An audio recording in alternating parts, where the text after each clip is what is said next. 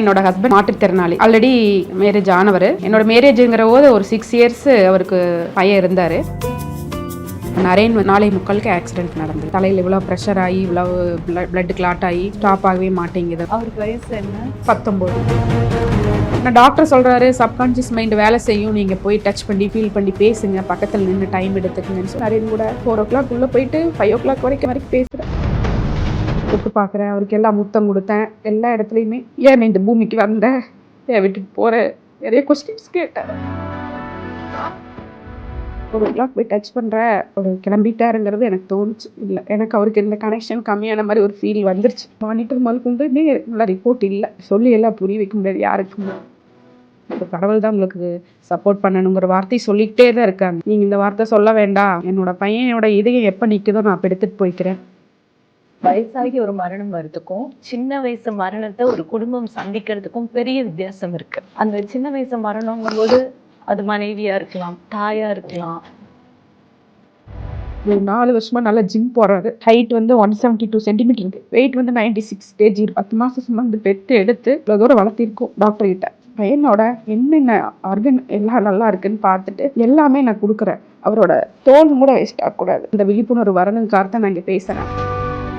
அவங்களோட உறுப்பு எல்லாத்தையும் நான் தானமாக கொடுத்து அவனை வாழ வைக்கணும் அப்படின்னு ஹாஸ்பிட்டல்லையே எந்த டைம் நீங்க அந்த முடிவை எடுத்தீங்க? ஸ்கின்னு ஐப்ரோஸ் நல்லா இருக்கும், உதடு என்ன மாதிரியே பிங்கிஸாக நல்லா இருப்பாரு. அதில் தான் சடனாக முடிவு எடுத்து நான் வந்து என் ஹஸ்பண்ட்கிட்ட சொன்னேன், நம்ம வேஸ்ட் பண்ணிடக்கூடாது. நரேன் தம்பியோட எந்தெந்த உடல் உறுப்புகள் எல்லாம் தானம் கொடுத்தீங்க? 2 கிட்னி எடுத்தாங்க, ஒரு கணையம், கல்லீரல், ஒரு நுரையீரல், கடைசியாக தான் அது ஆர்கன் எடுத்தாங்க. இல்லை, நிறைய உறவுகள் வந்து நீங்கள் ஆர்கன் கொடுத்து மணி வாங்கிட்டீங்க மறைமுகமாக கேட்டாங்க. இந்த மக்கள் எல்லாம் எப்போ திருந்துவாங்க? இப்போ அவருடைய இதயம் யாருக்கு பொறுத்துனாங்கன்னு தெரியுமா? நரேன் இறந்தா கூட 1 இல்ல 2 இல்ல 11 உறுப்பு தானம் பண்ணியிருக்காங்க. இன்னைக்கு நரேனோட இதயம் முதற்கொண்டு துடிச்சிட்டு இருக்கு.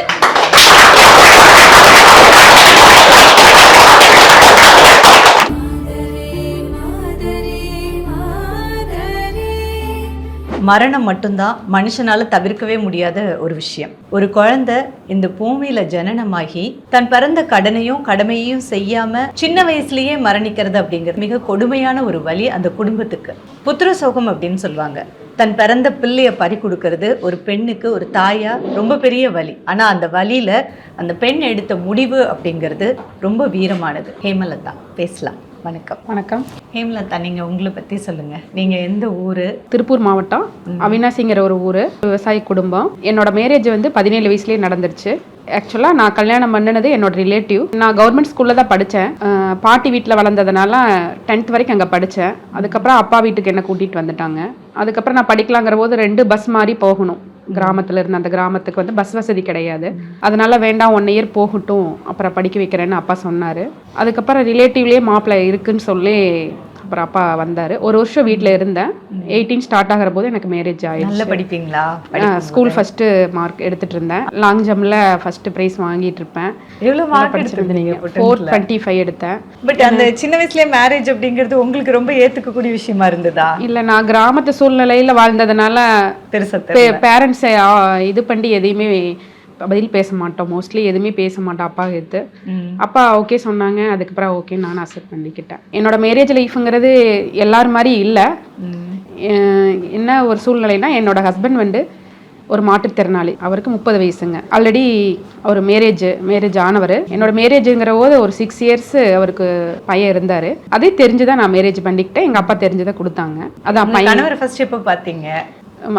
மேரேஜ் முடிகிறதுக்கு ஒரு 6 மந்த்துக்கு முன்னாடி தான் மீட் பண்ணோம். 8 மந்த்ஸ் தள்ளி தான் மேரேஜ் வச்சுருந்தோம். ஃபஸ்ட்டு இது பார்த்தோன்னே நான் அவரோட எந்த ஒரு குறைகளையுமே நான் பார்க்கல, அவரோட மனசை தான் பார்த்தேன். ஒரு கிட்டத்தட்ட ஒரு ½ டே அவர் கூட நான் ட்ராவல் பண்ணேன். அவங்க வீட்டுக்கு கூட்டிகிட்டு போனாங்க. அவங்க அம்மா அப்பா எல்லாத்தையும் சந்தித்தோம். எல்லாருமே பேசணும். பழைய ரிலேஷனுங்கிற அந்த ஒரு பற்றுதலோட எங்களோட இது ஸ்டார்ட் ஆச்சு. அவங்க அந்த முதல் திருமணம்ல பிரிஞ்சிருந்தாங்க. ஆமாம், அங்கே பிரிஞ்சுதாங்க. ஒரு மகன் இருக்கிறாருங்க, அவர் பேர் நிரஞ்சன். நான் வரும்போது எனக்கு 18 வயசுல, அவருக்கு வந்து 6 வயசு. அவர் வந்து 1.5 வருஷம் எங்கூட பாண்டிங் பண்ணிக்கிறதுக்கு எனக்கு ஒரு 1.5 வருஷம் ஏற்பட்டுச்சு. திருமணம் ஆகும்போது 6 வயசு குழந்தை அப்படின்னு சொன்னீங்க இல்லையா, அந்த முதல் பையனுக்கு, நிரஞ்சனுக்கு. ஸோ அவர் வந்து உங்களை எப்படி ஏத்துக்கிட்டாரு ஃபர்ஸ்ட்? இல்லை, அது ரொம்ப பயங்கர போராட்டம். தூரமாக நின்று நீ வாட்ச் பண்ணுவார். அவரோட தேவைகளை டக்குன்னு வந்து கேட்டு வாங்கிட்டு திருப்பி அடுத்த டிஸ்டன்ஸ் மெயின்டைன் பண்ணுவார். 2004 கல்யாணம், 2005 வரைக்கும் அந்த போராட்டம் நடந்தது. நரேன் வந்து 2005 ஜனவரி 3 பிறந்தார். தம்பி வந்ததுக்கப்புறம் அவருக்கு ரொம்ப க்ளோஸ் ஆக ஆரம்பித்தார். அதுக்கப்புறம் எங்கூடையுமே ரொம்ப க்ளோஸ் ஆகிட்டார். 1.5 வருஷம் ஆச்சு நிரஞ்சன் வந்து எங்கூட பாண்டிங் ஆகிறதுக்கு. நீங்களும் உங்கள் கணவரும் நிரஞ்சனை உங்களை அம்மாவாக ஏற்றுக்கிறதுக்காக என்னெல்லாம் பண்ணியிருந்தீங்க? என்னோட ஹஸ்பண்ட் வந்து கம்பெனி எல்லாமே வளர்ந்தது சூழல் எல்லாமே 2-3 ஜென்ரேஷனாக டவுன் தான். அப்போ அவன் சிட்டிக்குள்ளே தான் வளர்ந்த பையன். 2 வயசுலேயே அவர் வந்து ஹாஸ்டலில் விட்டுட்டார் என்னோட கணவர். அப்புறம் நான் வந்ததுக்கப்புறம் ஹாஸ்டல் வேண்டான்னு சொல்லி நான் கூட்டிகிட்டு வந்துடுறேன். பாருங்க, எல்லாம் சித்தி கொடுமை அது இதெல்லாம் பேசுவீங்க. எங்கள் ஒரு சித்தி வந்து அம்மாவா மாறதுக்காக அவ்வளோ முயற்சி பண்ணியிருக்காங்க. ஸோ ஹாஸ்டல்ல இருந்த நிரஞ்சனை நீங்கள் கல்யாணம் ஆகி நீங்கள் 18 வயசுல போகும்போது கூட கூட்டிகிட்டு ஆமாங்க ஊட்டியில் படிச்சுட்டு இருந்தாரு. அப்புறம் நான் வந்துடுறேன்னு சொல்கிறப்போது நானும் அப்பா எல்லாருமே கூட்டிகிட்டு வந்துட்டேன்னு வைங்களேன். என்னோட வயசும் பார்க்கல, நான் அவரோட வயசும் கூட பார்க்கல, அவரோட குட்டி மனசை தான் பார்த்தேன். நான் அவரோட மனசை புரிஞ்சுக்கிறதுக்கு நான் நிறைய முயற்சி எடுத்து அதன் வழியிலேயே போனேன்.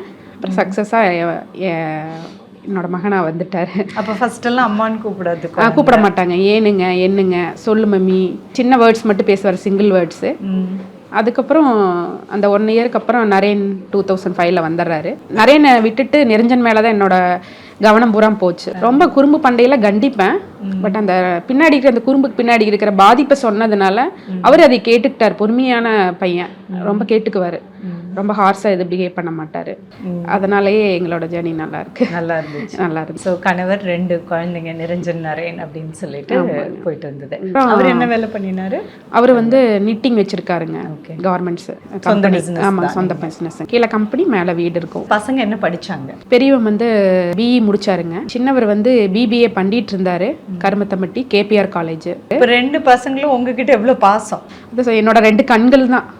ஒரு கண்ணில் காயம்பட்டா எப்படி இன்னொரு கண்ணு கண்ணீர் வருமோ அதே மாதிரி தான். நரேன் சொல்லுவார், என்னோட 2வது மகன் சொல்லுவார் எப்பவுமே, அம்மா அவங்களோட மனசை ஓப்பன் பண்ணா அண்ணா தான் ஃபர்ஸ்ட் இருக்கான், நான் 2வது இருக்கேன்னு சொல்லுவார்.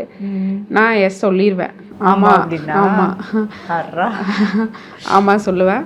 அதே மாதிரி தான் எல்லா இடத்துலையும் நிரஞ்சன் தான் ஃபர்ஸ்ட் நிற்பார் எனக்கு. எந்த ஒரு இடத்துலையுமே நரேன் மெதுவாக வருவார், ஸ்லோவாக வருவார். அது ஏன் ஸ்லோவாக வருவாருன்னா, அவர் 9th ஸ்டாண்டர்ட் படிக்கிற போது தான் அவருக்கு தெரியும் அப்பாவுக்கு செகண்ட் மேரேஜ் அம்மா வந்து அப்படிங்கிறதே அவருக்கு தெரியும்.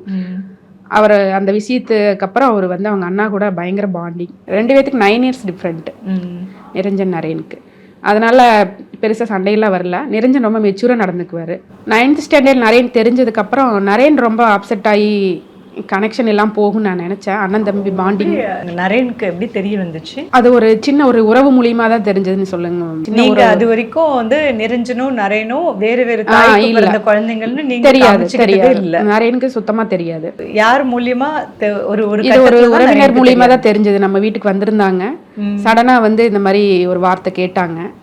அதாவது நிரஞ்சன் எங்க அப்படிங்கிற போது அப்புறம் இந்த மாதிரி அண்ணா வேற நீ வேறங்கிறது அந்த இடத்துல அவங்க ஒரு வார்த்தை சொன்னதுனால அவர் அந்த இடத்துல இருந்தார். நரேன் இருந்ததுனால அந்த தருணத்துல வந்து ஏன் இப்படி சொன்னாங்க அப்படின்னு அவர் சிந்தனை பண்றாரு. அப்புறம் வந்து என்ன கேட்குறாரு. அப்புறம் நாங்கள் உண்மையை சொல்ல வேண்டியதாக இருந்தது அந்த இடத்துல. அந்த இடத்துலயே வந்து நிரஞ்சன் நானும் தான் அதுக்கு பதில் கொடுத்தோம். என்ன பேசினாங்க? உங்க வீட்டுக்கு வந்து ஒரு உட்காருங்க, முதல் ஒய்ஃபோட பையன் நீ தானே அப்படின்னு கேட்டாங்க. ஓ, அப்படி சொல்லி கேட்கணும்னு என்ன அவசியம்? ஆமாங்க. அதுல வந்து நரேனுக்கு ஷாக் ஆயிடுச்சு. ஏன் இப்படி சொல்றாங்க? அவர்னால அதை ஏத்துக்க முடியாம தான் ரொம்ப அழுதாரு. ரொம்ப அழுகியா தான் இருந்தார். 1 hour அழுதாரு பயங்கரமா. ஆமா, 1 hour ரொம்ப ஹர்ட் ஆகி ஒரு சோபால உட்கார்ந்தவர் ஒரு 1 மணி நேரம் டைம் எடுத்தாருங்க.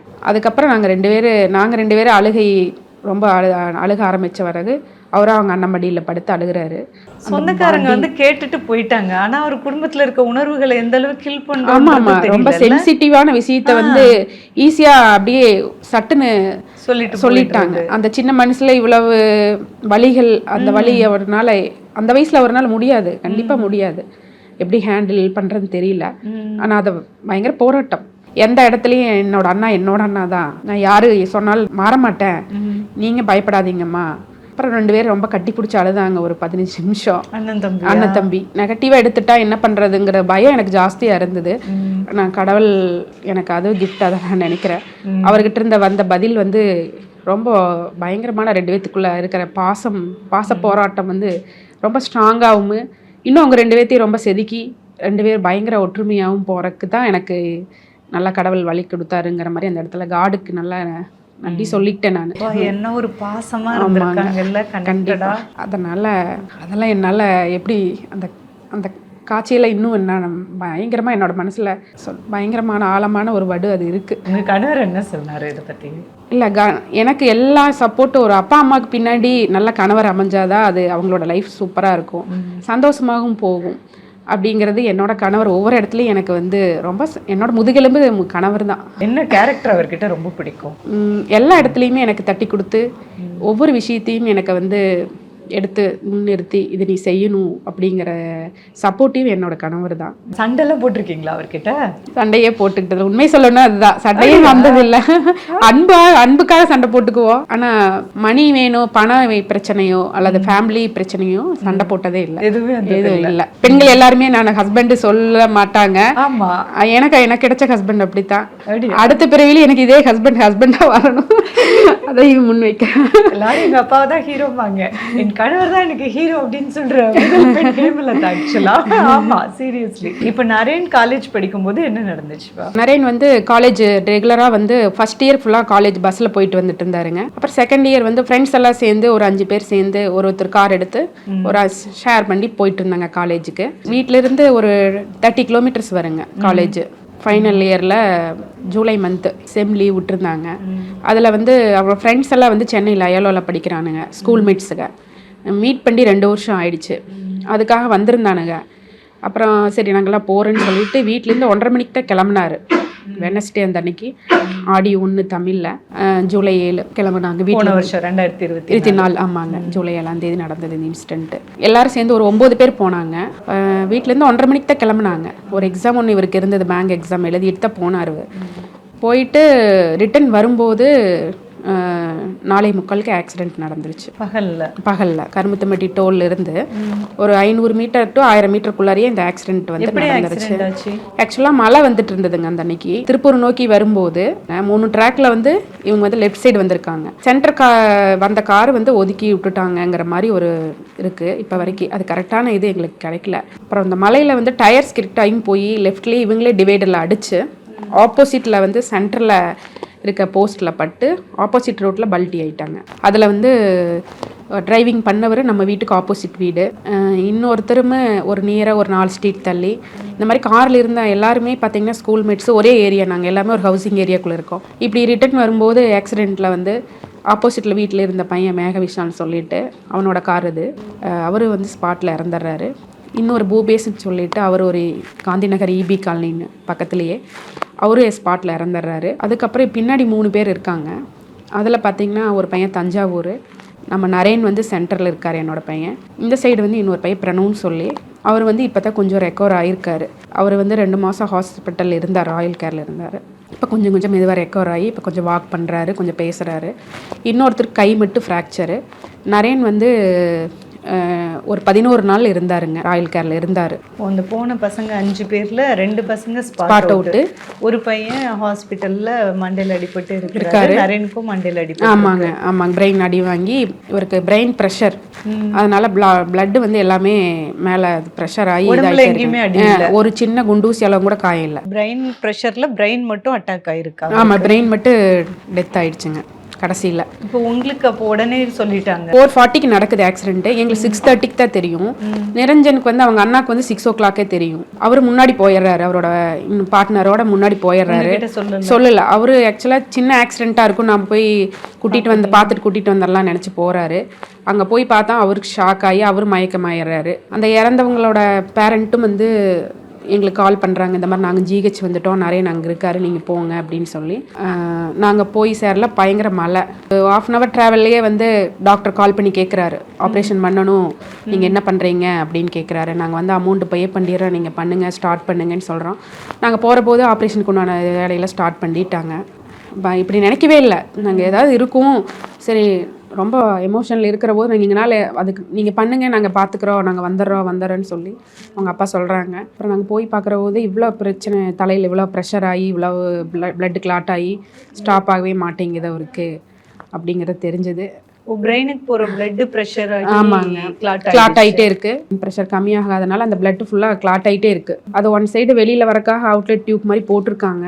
ஆனால் அது அரெஸ்ட் ஆகவே இல்லை அவருக்கு. அதையும் மீறி கீழே பார்த்தீங்கன்னா எல்லா ஆர்கனும் நல்லா சப்போர்ட்டிவாக வெண்டிலேஷனில் பார்த்தா ஹார்ட் பீட்டு எல்லாமே நல்லா போயிட்டே இருக்காரு. அதனால நாங்கள் ரொம்ப ஹோப்பாக இருந்தோம். தோல்லிருந்து ஒரு 20 நிமிஷம் தூரத்துலேயே ராயல் கேர் கொண்டு போயிருக்கலாம். ஏன் வந்து அவங்க 1 hour ட்ராவல் பண்ணி அந்த ஹாஸ்பிட்டலுக்கு எடுத்துகிட்டு போனாங்கங்கிறது இப்போ வரைக்கும் எங்களுக்கு தெரியல. அது ஒரு சின்ன எங்களுக்கு ஒருத்தல் இருந்துகிட்டே தான் இருக்கும். ஆபரேஷன் ஆனா பண்ணிட்டாங்க பிரெயின்ல. ஆமாங்க, கவர்மெண்ட் கிளாட் எடுக்கிறது. ஆமாங்க ஓபன் பண்ணிட்டாங்க. சென்டர்ல ஓபன் பண்ணிட்டாங்க. 3 days அங்க எப்போ பாத்தீங்க உங்க பையனை ஹாஸ்பிடல்ல? இல்ல நாங்க போனோனே பார்த்துட்டோங்க. நாங்க பார்க்கல 7:15 மணி. எங்களுக்கு 6:30 தெரிஞ்சது. நாங்க 7:15 போயிட்டோங்க. என்ன சொல்றது, ஒரு அப்பா அம்மாவை அந்த இடத்துல பார்க்கக்கூடாத விஷயத்தை பார்க்குற மாதிரி தான் இருந்தது. ஒரு மகன் உணர்வு இல்லாமல் எந்த ஒரு நினைவு இல்லாமல் இருக்கிறது ரொம்ப கஷ்டமான சூழ்நிலை தான். சரி, கடவுள் மேலே ஒரு நம்பிக்கை வச்சுட்டு எதாக இருந்தாலும் நடக்கட்டும், பார்த்துக்கலாம், நல்லா தான் நடக்கட்டுங்கிற ஒரு மனநிலை மட்டும்தான் இருந்தது. ஒரு 3 நாள் நல்லா ஹோப் கொடுத்தாரு. சப்கான்ஷியஸ் மைண்ட் கொஞ்சம் வேலை செஞ்சுது. நினைவு வந்து நீங்க பேசுனீங்களா? இல்லைங்க, அவருக்கு நினைவு வரல. நான் டாக்டர் சொல்கிறாரு சப்கான்ஷியஸ் மைண்ட் வேலை செய்யும், நீங்கள் போய் டச் பண்ணி ஃபீல் பண்ணி பேசுங்க, பக்கத்தில் நின்று டைம் எடுத்துக்குங்கன்னு சொல்லி ஒரு நாளைக்கு 10 times மேலே நான் உள்ளே போய் டச் பண்ணி பேசுவேன். கொஞ்சம் ரியாக்ட் பண்ணுவார். ரியாக்ட்னா எப்படி, நம்ம போய் கில்லுனா கொஞ்சம் கை தூக்குறது, காலில் சுண்டி விட்டோம்னா கொஞ்சம் ரியாக்ட் பண்ணுறேன், அந்த மாதிரி தான் பண்ணார் அவளே. மித்தபடி கண் திறந்தோ மித்தபடி எங்கிட்ட எதுவுமே எங்கிட்ட பேசல. பல தெய்வத்தெல்லாம் வேண்டிட்டு என்ன பண்ண முடியுமோ ஒரு அம்மாவா நீங்க பண்ணிருக்கீங்க. கோயம்புத்தூர் அந்த 11 நாள் கோயம்புத்தூர்ல இருக்கிற எல்லா கோயிலையும் நான் போய் மடிப்பிச்சை கேட்டேன். அந்த அளவுக்கு கடவுள் நம்பிக்கை கொஞ்சம் ஜாஸ்தி. அப்புறம் அதையும் மீறி அவர் என்ன கர்மா எடுத்துட்டு வந்திருக்காரோ தெரியல அப்படிங்கிற ஒரு இருக்கும். ஆழமான மைண்ட் அது இருந்தது. அப்புறம் அது பிரகாரமே போகட்டுன்னு விட்டுட்டோம். நடக்கிறது நடக்கட்டுன்னு. அப்புறம் 5 நாள் கழிச்சு தான் ராயல் கேர் ரொம்ப ரிஸ்க் எடுத்து தான், ஓன் ரிஸ்க்ல தான் எடுத்துட்டு வரோம். ஒரு ஹாஸ்பிட்டல்ல இருந்து பொறுத்து ஒரு ஹாஸ்பிட்டல் அனுப்ப மாட்டாங்க. ஆமாங்க. அந்த டைம் ஆக்சுவலா நமக்கு என்ன முடிவு எடுக்கிறது, நம்ம தப்பா எடுத்துடக்கூடாது, அந்த உயிரை காப்பாத்துறதுக்காக நம்ம என்னென்ன பண்ணணும்ன்றதே நமக்கு ஒரு பயங்கரமான ஒரு மனசங்கடம். ஒரு சரியான மனநிலை இல்லைன்னு தான் சொல்லணும் அந்த இடத்துல எல்லாமே. ஆனா அவங்க டாக்டர் சொல்றாங்க உங்களோட ஓன் ரிஸ்க்ல நீங்க எடுத்துக்கங்க, ஏன்னா இவ்வளவு கிரிட்டிக்கல் பர்சன், 1% கூட வாய்ப்பு இல்லாதவங்களை ஷிஃப்ட் பண்றேன்னு சொல்றது உங்களோட இதுதான். அதுக்கு மேல காடு தான் உங்களுக்கு பார்த்துக்கணும், எங்களுக்கு தெரியாதுங்கிறாங்க. அதுக்கப்புறம் இங்கே வந்து ஒரு 5 days இருந்தாருங்க. இங்கே இருந்தார். அதே மாதிரி தான் அங்கே இருக்கிற மாதிரி இங்கே எல்லா ஆர்கனும் நல்லா தான் இருந்தது. சடனாக வெள்ளிக்கிழமை நைட் இருந்து கொஞ்சம் டவுன் ஆகிறக்க ஆரம்பிக்கிறாரு. டாக்டர்ஸ் எனக்கு வியாழக்கிழமைலேருந்தே சொல்லிட்டு இருக்காங்க, அடியேன் வந்து கொஞ்சம் ரிஸ்கியாக போயிட்டே தான் இருக்காரு, டவுன் ஆகிட்டே தான் இருக்காருமா, நீங்கள் வந்து ஏதாவது முடிவெடுங்க, அதாவது எங்களால் முடியாது, உனக்கு காடு தான் உங்களுக்கு கடவுள் தான் உங்களுக்கு சப்போர்ட் பண்ணணுங்கிற வார்த்தை சொல்லிக்கிட்டே தான் இருக்காங்க. ஒரு வியாழக்கிழமை காலையிலேருந்து அதை சொல்லிகிட்டே இருக்காரு. நீங்கள் இந்த வார்த்தை சொல்ல வேண்டாம், என்னோட பையனோட இதயம் எப்போ நிற்குதோ நான் அப்போ எடுத்துகிட்டு போய்க்கிறேன் அப்படிங்கிற ஒரு வார்த்தையை மட்டும் நான் அவர்கிட்ட ரொம்ப ப்ரெஸ் பண்ணி சொல்லிக்கிட்டே இருந்தேன். அப்புறம் வெள்ளிக்கிழமை நைட்டு நான் சொல்கிறேன் என் கணவர்கிட்ட 2 மணிக்கு, நான் நாளைக்கு காலையில் சனிக்கிழமை போய் பார்ப்பேன், என்னோட பையன் என்னை விட்டு தூரமாக போகிற மாதிரி ஒரு ஃபீல் வந்துச்சுன்னா நான் ஏதாவது முடிவு எடுத்துருவேன் அப்படின்னு நான் சொல்கிறேன். அப்புறம் இவர் வேண்டாம், நீ அவசரப்பட்டு எது பேச வேண்டான்னு சொல்கிறாரு. அதே மாதிரி சனிக்கிழமை காலையில் நான் போய் பார்க்குற போது ஒரு எந்த எல்லாமே மானிட்டர் முதற்கொண்டுமே நல்ல ரிப்போர்ட் இல்லை. அது உண்மையாலுமே என்னை விட்டு தூரமாக போயிட்டாருன்னு அந்த ஃபீல் வந்துருச்சு. கணவர்கிட்ட சொல்கிறேன், என்னை விட்டு தூரமாக போயிட்டாருங்க, நான் ஏதாவது முடிவு எடுக்கணும், நான் இந்த இடத்துல எடுக்கணும்னு சொல்லிகிட்டே இருக்கேன். என்னம்மா முடிவு எடுக்க முடியும்னு, என்ன பேசுகிற அப்படிங்கிறாரு. சடனாக நான் தான் சொன்னேன், அவன் வந்து ஒரு 4 வருஷமாக நல்லா ஜிம் போகிறாரு, நல்ல ஒரு ஹைட் வந்து 172 சென்டிமீட்டர் இருப்பார், வெயிட் வந்து 96 kg இருப்பார். அப்புறம் பார்த்து வளர்த்திருக்கோம், ஒரு என்ன வேணுமோ செஞ்சு கொடுத்துருக்கேன். அந்த உடல் வந்து எந்த இடத்துலையுமே 10 மாதம் சுமந்து பெற்று எடுத்து இவ்வளோ தூரம் வளர்த்திருக்கோம், அது வீணாக போகக்கூடாது, அந்த ஒரு முடிவு இருந்தது. அதுக்கு என்னோடய கணவர் தான் காரணம் நான் நினைப்பேன். ஏன்னா அவர் வந்து அவரோட கேலிஃபர் கழட்டுனா அவர் தகுந்து தான் போகணும், என்னோடய ஹஸ்பண்ட். அந்த வழிகளெல்லாம் எனக்கு தெரியும், டே பை டே பார்த்துட்டு இருக்கிறதுனால. ஒரு பிள்ளையை பெற்று வளர்க்குற அந்த தாய்க்கு தான் தெரியும் அது எவ்வளோ பெரிய கொடுமை. நான் கடவுள்கிட்ட அதான் நினைக்கிறேன், கொடுத்த கடவுள் முன்னாடியே வாங்கியிருந்தாங்க கூட எனக்கு இவ்வளோ வழிகளும் இவ்வளோ நினைவுகளும் கொடுத்துட்டு போயிருக்க மாட்டார். இன்றைக்கி இவ்வளோ நினைவுகளை கொடுத்துட்டு போயிருக்காரு. அது ரொம்ப எனக்கு கஷ்டம்தான். அது ஆக்சுவலா உங்களுக்கு ஆறுதல் வார்த்தையே யாருமே கொடுக்க முடியாதுங்க, யாருமே கொடுக்க முடியாது. 19 வயசு வளர்ந்த அந்த அவருங்க ட்ரெஸ் பண்ணுறதுலேருந்து, அவங்க ஷூ போடுறதுலேருந்து, அவங்க வாட்ச் கட்டுறதுலேருந்து, அவங்க நடக்கிற ஸ்டைலிஷ்லேருந்து எல்லாமே ரசித்து ரசித்து, இவருக்கு சாப்பிட்றதுலேருந்து, அவங்களோட சிரிப்புலேருந்து, அவங்களோட கலரு, ஸ்கின்னு, கண் எல்லாமே எனக்கு அந்த சனிக்கிழமை ஃபுல்லாக பயங்கரமாக எனக்கு வேஸ்ட் பண்ணிடக்கூடாதுங்கிறது ஒரு தாட்ஸ் இருந்தது. அவரோட உடல் வீணாக போயிடக்கூடாதுங்கிறதுல ரொம்ப ஃபோக்கஸாக இருந்தேன். என் கணவர்கிட்ட சொன்னேன், நான் இது எப்படி ஏற்றுக்குவாங்கன்னு தெரியல, நான் நீ சொல்கிற, நான் வேணா அதுக்கு ட்ரை பண்ணி பார்க்குறேன்னு சொன்னார். உங்களுக்கு அந்த நாலேஜ் எல்லாமே இருந்திருக்கு இல்லையா? இருந்துச்சு. உறுப்பு தானம் அது ரீசன் என்னோட கணவர் தான். நான் ஏன்னா நிறைய சேலஞ்ச் கில்லர் வந்து வருஷம் ஒரு டைம் கெட் டுகெதர் நடக்கும், திருப்பூர் டு கோயம்புத்தூரில் நடக்கும். அந்த திருப்பூரில் இருக்கிறவங்க, கோயம்புத்தூரில் இருக்கிறவங்க எல்லாம் சக்ஸம்னு சொல்லி ஒரு குரூப் இருக்குங்க. அது இந்த மாற்றுத்திறனாளிகள் எல்லாம் வந்து அதில் கலந்துக்குவாங்க, நிறைய ஃபேமிலியாக கலந்துக்குவாங்க, அவங்கவுங்க ஸ்கில் எல்லாம் அதில் வெளிப்படுத்துவாங்க. அது நாங்கள் ஃபேமிலியாக போய் கலந்துக்குவோம். நாங்களும் கடந்த ஒரு 21 வருஷமாக கலந்துக்குவோம். அதில் ஒவ்வொருத்தரும் ஒவ்வொரு மாதிரி வந்து அவங்களோட வாழ்க்கை முறைகளும், அவங்க வாழ்ந்து வந்த அந்த பாதைகளையுமே, அவங்க எவ்வளோ சேலஞ்சாக இந்த சமூகத்தில் நிற்கிறதையும் பார்த்து நிறைய இடத்துல வியப்படைஞ்சிருக்கேன். நம்மளாம் ஒரு 100 மடங்கு போராடுறோம், அவங்க 200 மடங்கு போராடுறாங்க. நாளைக்கு காலையில் நான் போய் 4 o'clock அவனை பார்ப்பேன். நான் பார்க்குற போது அவர் என்ன பண்ணுறாருங்கிறது எனக்கு தெரியுமில்ல, என்னோட மகன் நான் பெற்று எடுத்திருக்கேன்ல, என்னை விட்டு தூரமாக போகிறாரா இல்லையாங்கிறது என்னால் உணர முடியுமில்ல. என்னால் நான் உணர்ந்தேன்னா நான் அடுத்த முடிவு ஏதாவது எடுக்கிறேன் அப்படின்னா, அது வரைக்கும் அவர்கிட்டையும் நான் சொல்லலை என் கணவர்கிட்ட. அதே மாதிரி நான் அவர் 4 o'clock போய் டச் பண்ணுறேன், அவர் கிளம்பிட்டாருங்கிறது எனக்கு தோணுச்சு. அதுவரை இருந்த உணர்வு அது இல்லை இல்லை, எனக்கு அவருக்கு இருந்த கனெக்ஷன் கம்மியான மாதிரி ஒரு ஃபீல் வந்துருச்சு. அது சொல்லி எல்லாம் புரிய வைக்க முடியாது யாருக்குமே. நம்மளோட இன்ட்யூஷன் சொல்லுவோம் இல்லையா? கண்டிப்பாக. அப்புறம் நிறைய பேசுகிறேன் நரேன் கூட, ஒரு 45 minutes மேலே நரேன் கூட ஒரு 5 மணி வரைக்கும் நான் அவர் கூட பேசினேன். சனிக்கிழமையா? மார்னிங் 4 o'clock உள்ளே போயிட்டு 5 o'clock வரைக்கும் அவர் கூட 5:10 வரைக்கும் பேசுகிறேன். ஏன் நீ இந்த பூமிக்கு வந்த, ஏன் விட்டுட்டு போகிற, நிறைய கொஸ்டின்ஸ் கேட்டேன்.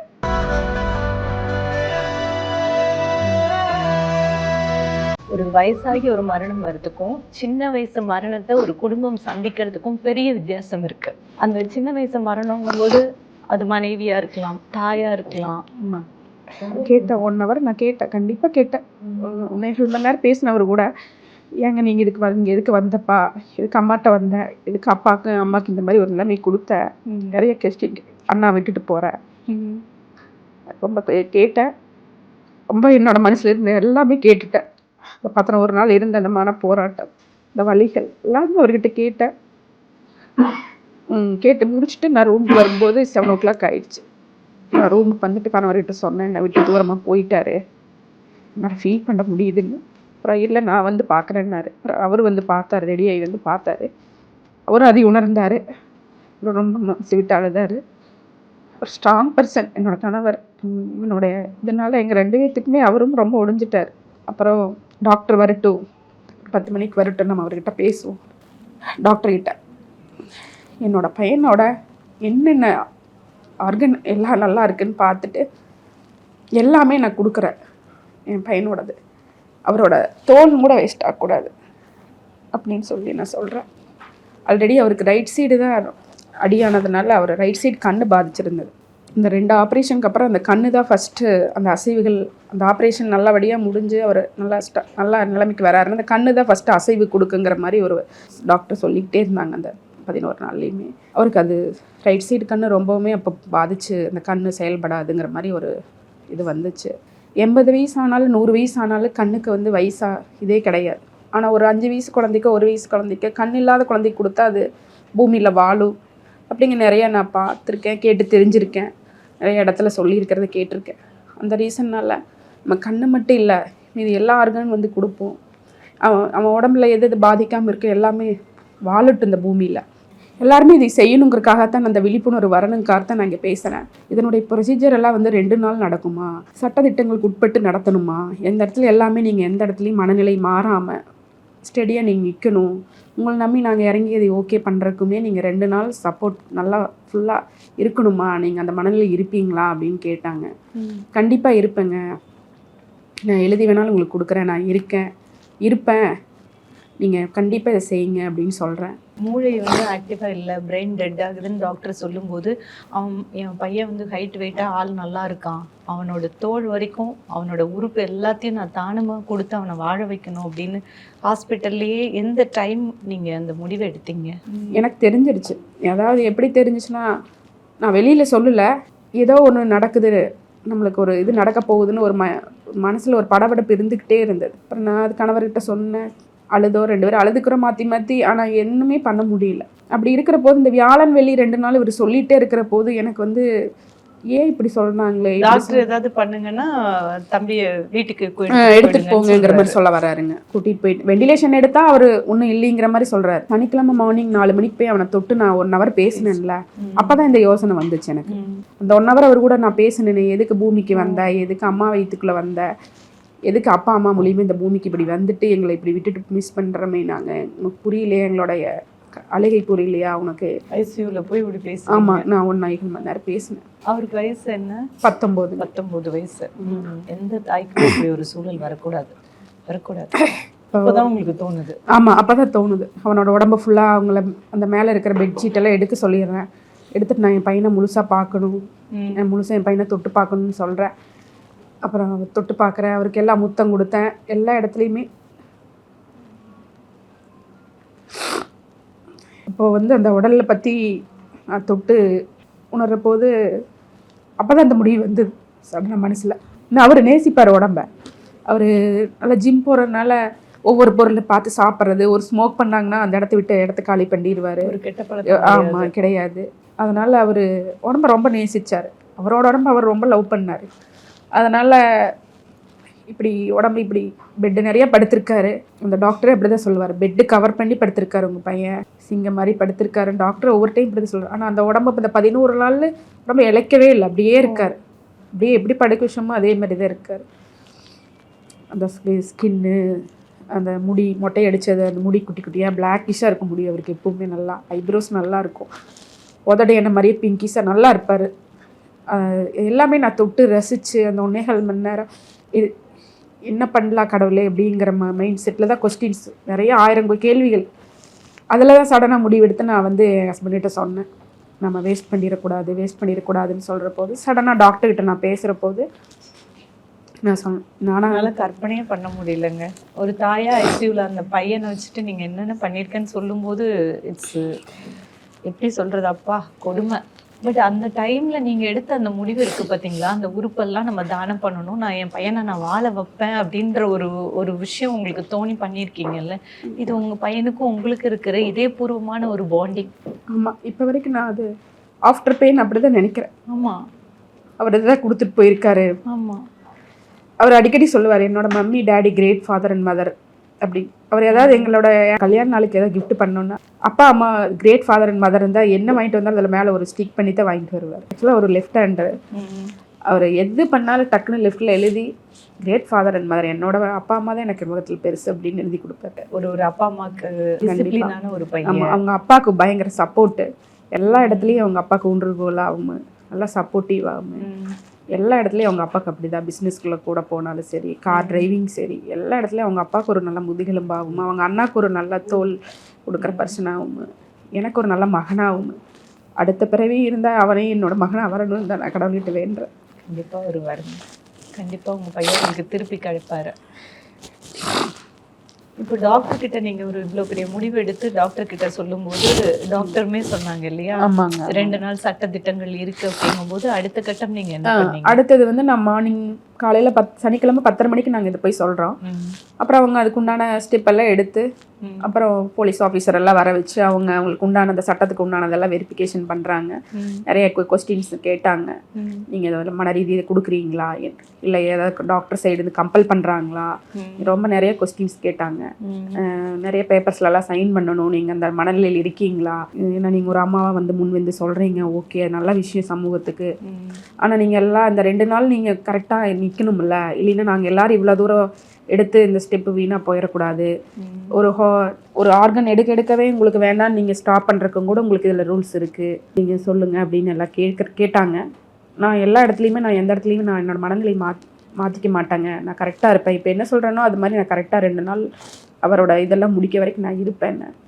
இல்லை நீங்கள் ஒவ்வொரு ஆம்புலன்ஸ் வந்து ஒவ்வொரு ஆர்கன் எடுத்துகிட்டு போயிலெல்லாம் உங்களோட கஷ்டம் ரொம்ப இருக்குமா, அதெல்லாம் நீங்கள் ஜீரணம் பண்ணிடுவீங்களான்னு தான் கேட்டாங்க.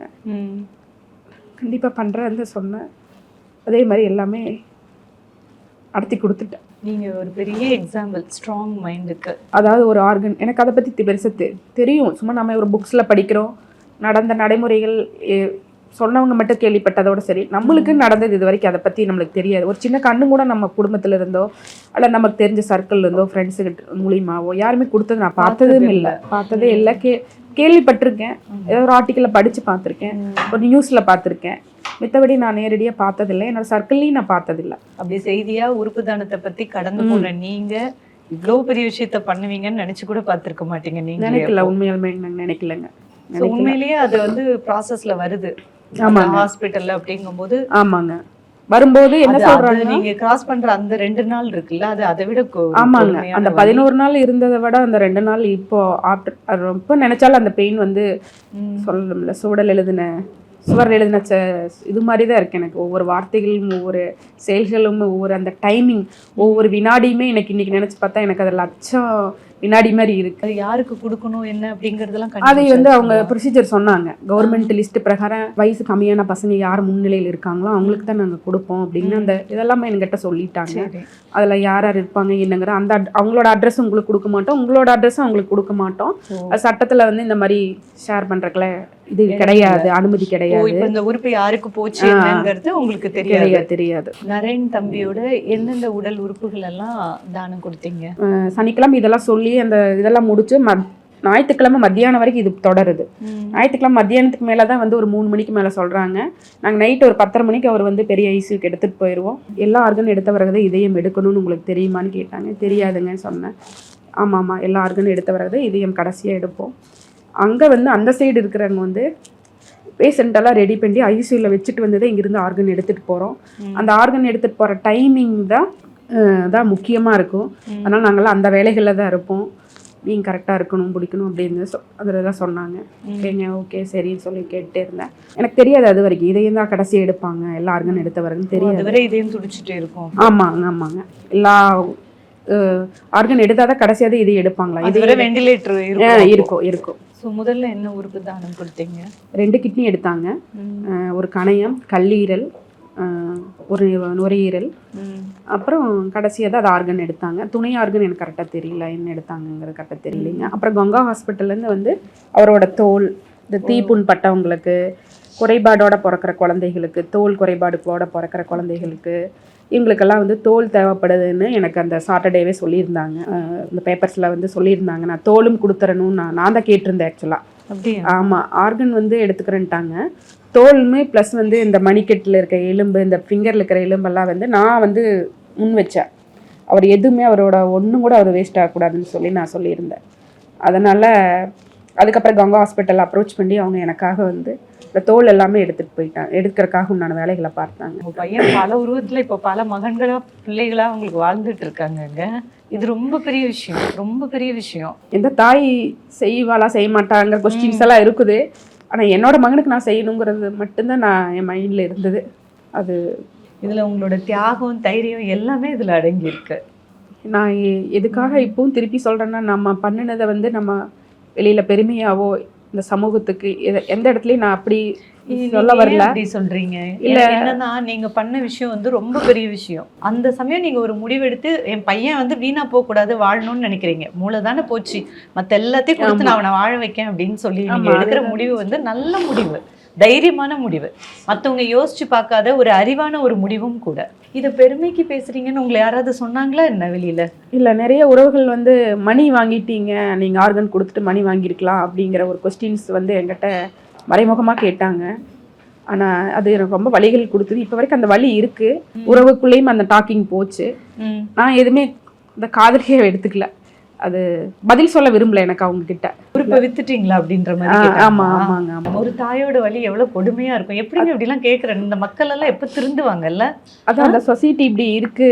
ஆனா நம்ம சொசைட்டியில் நம்ம வந்து இந்த சமூகத்துல நம்ம இதை செஞ்சிருக்கோம்.